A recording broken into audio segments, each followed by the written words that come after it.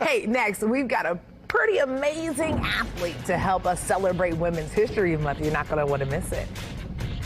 As part of Women's History Month, we want you to meet someone who is the first double-leg amputee to compete in the Paralympic Games. She is top-ranked three-time World Cup para-snowboarder Amy Purdy. She won silver and bronze medals in the 2014 Sochi and 2018 Pyeongchang Paralympics at age 19. I mean, this lady is amazing. She had both legs amputated after a bout with meningitis and later a kidney transplant. She has since performed on Dancing with the Stars, raced around the world with her husband on The Amazing Race. There is literally nothing that she cannot do. We are so excited that she's joining us live. Please help us welcome Amy Purdy. Amy. Thank you so much for being here with us. First of all, you make me want to just like run through a brick wall. I'm like, Amy said we can do it. We can do it. You faced every obstacle in life that could really be thrown at you, and you still came out on top. I mean, what's your mindset when you go after these things? You know, I just want to live a good life, and I want to see what the possibilities are. And I realize now, you know, doing the things that I've done, that I'm very motivated by challenge. And I think challenge can motivate you or it can crush you. And it's all just a difference of perspective or like a mindset shift. And I think since I know that now, I tend to go towards the things that challenge me the most. Wow. And then sticking with that, along with the physical challenges, you've also conquered some significant mental health challenges. Talk about that a little bit. Well, I mean, I think, you know, everything is connected, right? So if you're going through something physically, you're bound to go through something mentally. I mean, you have to have your head in the right spot to even get through most of the challenges that we all face. I mean, we're all faced with major challenges today because of COVID and the pandemic, just things that our world completely changed. And so I think mental health is tied into everything that we do. And when our head's on straight, everything else follows. So for me, I mean, I definitely had to make sure that I had the right tools to get through some of my toughest challenges. That means putting together really the best kind of team around me that I could, from my family to my friends, the people who made me feel good about who I was, but also my doctors and nurses. And also I've relied on therapists at times when I just didn't feel like I had the tools to make it through some of my challenges. And so I'm a big advocate for just, you know, going after the help that you need. We all need it at times. We're born with these amazing brains that do incredible things and these incredible bodies, but we're not really given a guidebook on how to use it all. So sometimes we need a little bit of help with that. Amy, you know what amazes me so much about you is that I'm sure that you've had to have some very uncomfortable conversations with a bunch of people telling you what you cannot do.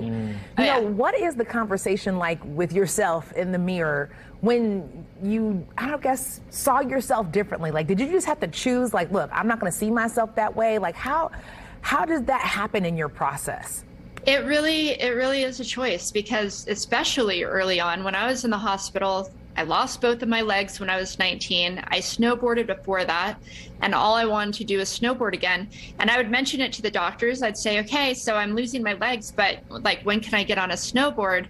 And they're like, well, we don't even know if that's possible. We've never seen a double leg amputee snowboarder before. Like, let's get you walking first. And so I had all of this doubt. And for a long time, actually, people would say, you know what, why don't you just take your prosthetic legs off, sit in a monoski, and why don't you do that? And it actually inspired me by challenging me, because I thought, well, maybe it just hasn't been done yet.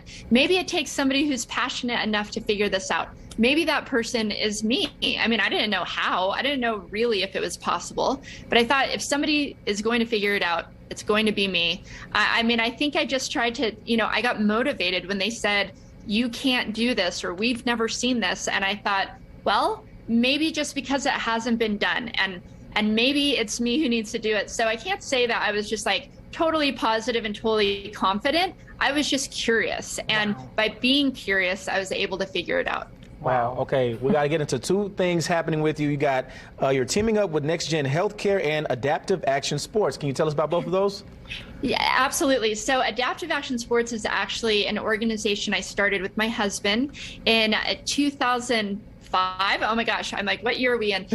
But we started quite a while ago, and it was to give resources for people who had disabilities who wanted to learn how to snowboard and skateboard and do action sports. We now train many of the athletes who are making the U.S. snowboard team, including a lot of the athletes who competed at the Beijing Paralympic Games just last week. Wow. So my husband's the head coach. A lot of these athletes live in our house. And our passion is to give resources to others with disabilities who want to learn how to snowboard. And really, if they want to become a professional athlete, we've got all the resources for them. But also with Next Gen, as I mentioned before, mental health is really important to me. And so I'm grateful to partner with them because they give all types of resources for mental health tips and tools and how to connect with your healthcare provider when it comes to mental health. And they give all these resources on their website, which is nextgen.com/nextgenmind, and it's next with a T, so NEXT, Gen Mind.